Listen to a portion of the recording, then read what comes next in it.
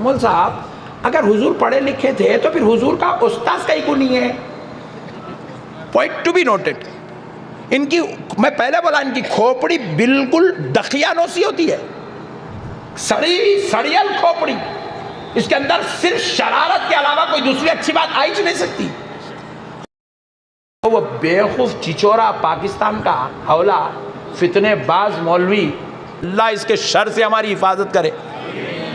کیا بولا پرسوں؟ حضور پڑھنا لکھنا نہیں جانتے اس لیے صحابہ کی اصلاح نہیں کرے، قرآن میں غلطی رہ گئی بول رہا. نعوذ باللہ، اللہ کی لعنت. اور دیکھو بھائی، مولانا منتظم رضا صاحب، نہیں آپ ان کو کیا بول رہے ہیں؟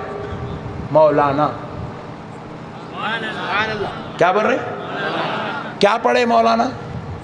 قرآن پڑھے بھائی، تفسیر پڑھے، حدیث پڑھے، فقہ پڑھے، منطق پڑھے، فلسفہ پڑھے. تو آپ ان کو بول رہے ہیں مولانا، علامہ، مفتی صاحب،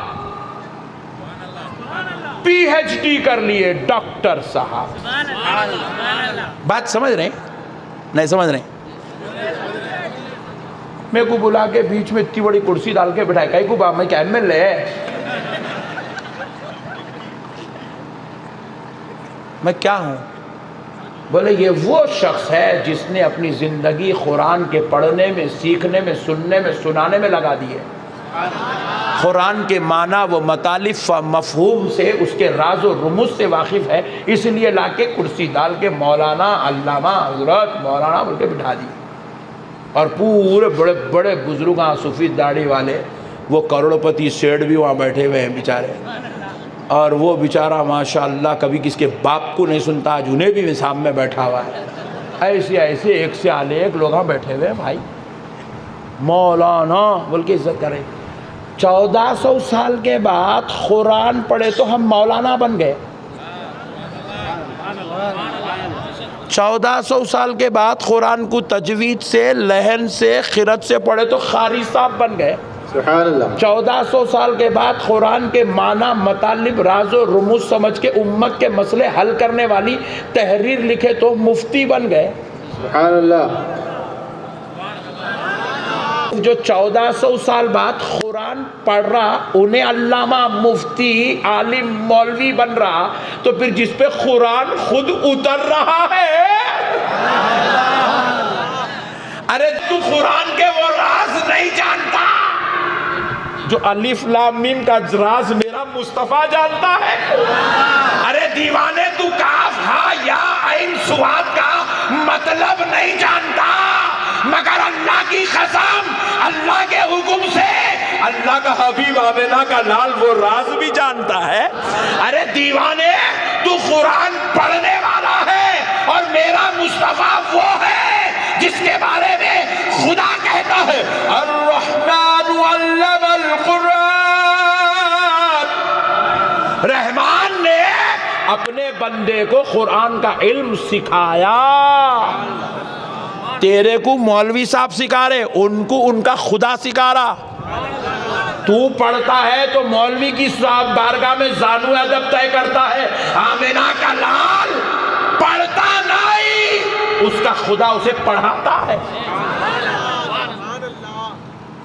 جاہلہ بولے مول صاحب اگر حضور پڑھے لکھے تھے تو پھر حضور کا استاذ کہیں کو نہیں ہے؟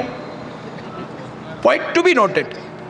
ان کی میں پہلے بولا ان کی کھوپڑی بالکل دقیانوسی ہوتی ہے، سڑیل کھوپڑی. اس کے اندر صرف شرارت کے علاوہ کوئی دوسری اچھی بات آئی ہی نہیں سکتی. بولے مولانا اگر حضور پڑھے لکھے تو پھر استاذ کہیں کو نہیں ہے. اور مسئلے کو سمجھو پیارے دوستو، حضور کا استاذ کیوں نہیں ہے؟ دیکھو بیٹے یہی کو بند کر دے. دیکھو مسئلہ کیا ہے، اللہ کو گوارا نہیں تھا کہ کوئی یہ کہے کہ یہ جو سورج اوپر آیا نا یہ دعا میں سکھایا. نبی نے جو چاند کے 2 ٹکڑے کر دیے نا یہ میں بولا سو. کوئی اگر استاد ہوتا تو انہیں کالرا چڑھاتا.